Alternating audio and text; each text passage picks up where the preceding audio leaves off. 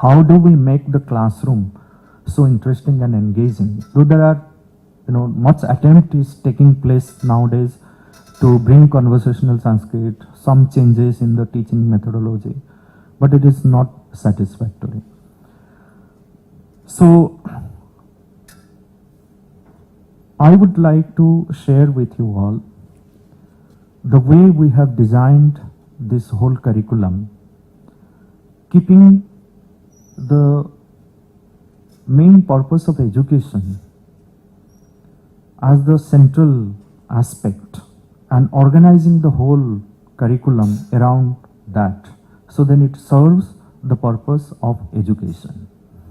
If the purpose of education is to manifest the knowledge which is hidden within, if its purpose is vimukti, to make us liberate from all our limitations, if its purpose is to create self-awareness, so this is another purpose which was very well defined by the ancient seers and sages, saying that the whole purpose of education, the whole purpose of life is Atmanam Viddhi, know thyself. So if my education cannot make me understand myself, cannot create self-awareness, then what is the kind of education that I am getting? So I have got all kinds of degrees, I have done well, I have excelled in all subjects, everything, but I don't know myself. I have no understanding of myself. I live a very mechanical, very mechanically driven life with no awareness. Because the world goes on, so I also go along with the world in the same mechanical way with no awareness in me. So if the purpose of education is Atmanam Viddhi, the self-awareness, so how do we design a curriculum and then how do we teach that in the classroom which creates this self-awareness? And it's not just a learning of the language, but at the same time language learning happens and the self-awareness also happens. I'll give you a few examples like how we have implemented it. And today, if I go on visiting so many schools, teachers, evaluate the curriculum, I have not yet found 10 innovations in Sanskrit teaching. I'm not talking about 100 innovations, 10. I have not been able to find 10 innovative ways of teaching Sanskrit in the classroom which has left some impact on the children. So this is where much hard work is needed to bring a change in. I mean, this may be with other subjects also, but I'm talking about in connection with Sanskrit. Now, how do we bring this change and how do we organize the textbook, the entire curriculum, keeping this vision in front or making this vision as the central aspect of creating a curriculum and creating a teachers training module or training the teachers or creating this content delivery mechanism. So I'll give you a few examples so then it becomes clear. Now, I have to teach. This is the example I'm giving. Then I'll go to discuss about the importance of this language, like what does this do to create the awareness, how it is different from other subjects. So now 2 or 3 examples I'll give you. How do we do it and how we have designed the curriculum. This entire curriculum has no grammar. You don't find Shabdaroop, you don't find Dhaturoop, you don't find any grammatical rules starting from LKG, UKG to class 8, nowhere. Point 1. Point 2 is that the entire curriculum is designed keeping 4 things in the mind. The first thing is the reading comprehension, the writing foundation, the conversational skill and functional grammar through examples. So examples are most important in this curriculum. That's why you'll find a lot of examples. So then conversational skill is given importance. At the same time, they learn all aspects of grammar through examples, no grammatical rule, no rote learning of Shabdaroop or Dhaturoop, this declension table or conjugation table. It's not there, but they learn everything through examples. So these are the four aspects we have kept. Now I'll give you some examples how it happens in the classroom situation, how the teachers are trained. So then this vision is materialized. This vision is worked out in the classroom. The self-awareness is created. Now a teacher goes to the classroom with this idea of, because in education what we need to enhance or in what way we need to facilitate this inner growth of the child is to help the child's power of concentration, the power of observation, his memory, his willpower, his original thinking power, his clarity in speech, the clear thinking, his confidence, his thought power.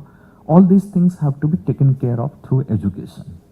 But how a subject teacher does this through his subject? I am doing it through Sanskrit, anyone else can do it through his own subject. It can be done through a mathematics teacher teaching mathematics also can do this. But how I do it in the classroom, in a Sanskrit classroom, that triggering the power of observation, triggering the power of taking care of the power of imagination, concentration, willpower, original thinking, allowing the children to think originally, give them that space, all these things, linking it with the language class. Now the teacher goes, this is how the teachers are trained, that today you go when the children are familiar with, this I am talking about when they are in class 3 or 4. They have already learnt the vocabularies. So what is a lion, what is a tiger. So if you show them a picture, so this also happen in a very innovative way through smart board and through much digital content, digital platform it is, because they take more interest in that. Now after they have learnt the vocabularies, names of the animals, names of the household articles and everything, so we go to, now the teacher goes with this idea of making them more aware of the Shashti Vibhakti or the possessive case, like of, belonging to. This is the idea that we are teaching the Shashti Vibhakti. But the teacher will not tell them that today I am going to teach you Shashti Vibhakti. But the teacher has it in his mind because the lessons are planned accordingly. Nowhere it is mentioned Shashti Vibhakti, this is Shashti Vibhakti, Shashti Vibhakti is used in this sense. These are not there in the textbook.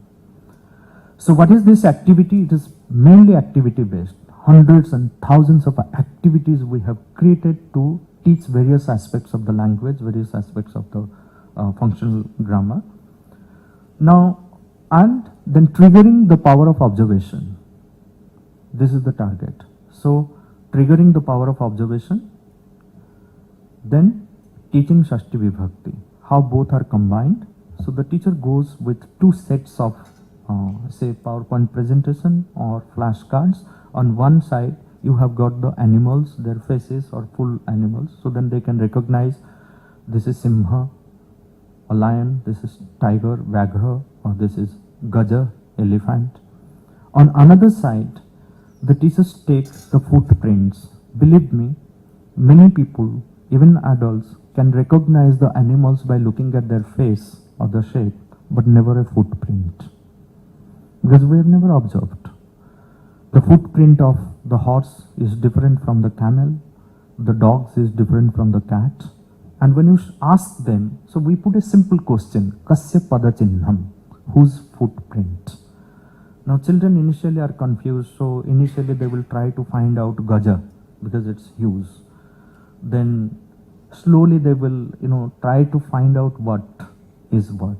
And most of the birds and animals, they will not be able to identify Kasya pada chinnham. Then they try to match Gajasya pada chinnham, Gajasya pada chinnham, Shashakasya pada chinnham, Kukkurasya pada chinnham. And then Shashti Vibhakti Abhyas also goes on simultaneously, at the same time triggering their power of observation. And believe me, next class, this has been the experience of all the teachers. The students come and then say, sir, tasa nasika etadrishi, because the whole conversation goes on in Sanskrit. The students in that school, they don't They know their Sanskrit teachers do not know any other language. They know only Sanskrit. So they are forced to speak in Sanskrit. Tase puchham etadrisham. So they will say that the tail is like this, nose is like this, eyes are like this, ear is like this. Because something is triggered, they start observing it. Now then, I have told the teacher that take it as an opportunity to do one more class, combining Shashti and Saptami. So another set of materials, Shashti and Saptami Vibhakti, both are combined. How the practice is made in the class, triggering the power of observation. That you have on one side many animals, so the animals' tails, they are removed, like the tail of the elephant is removed and fixed in the tiger. The tiger's tail is in the rabbit. The rabbit's tail is in the goat. And the question asked is Kasya Puchham Kasmin, Shashti and Saptami. And the children start observing, and then they say that okay, Gajasya Puchham Shashake Asti, Shashakasya Puchham Kukkure Asti, Kukkurasya Puchham Bidale Asti. So the Shashti Saptami Abhyas goes on through this kind of activity. This is one way of triggering. So what are the activities we do by developing their power of concentration, their imagination through stories, a simple story. Sometimes a teacher asked me that while making the period allotment, so there is one page story where I have allotted 10 periods, and they all were confused. They said that by mistake have you put the 0 here, because this is the story not even full page with big letters for the small children, and then you have given 10 periods. I said yes, I could add even 2 more periods. What do you do? Teaching the story, just one page story is not telling them stories. You can utilize the same story in 10 different periods. What 10 different things they can do with the story, developing their power of imagination. So the theater activities, bringing so many other activities that the same story we're utilizing for different purposes in the classroom in 10 periods. Then they understand what are the activities. So I have to literally create those activities for the teachers. So initially we have to do some spoon feeding for the teachers. So like for all these 10 books that I have created, I have more than 1200 lesson plans, like how they teach it innovatively in the classroom.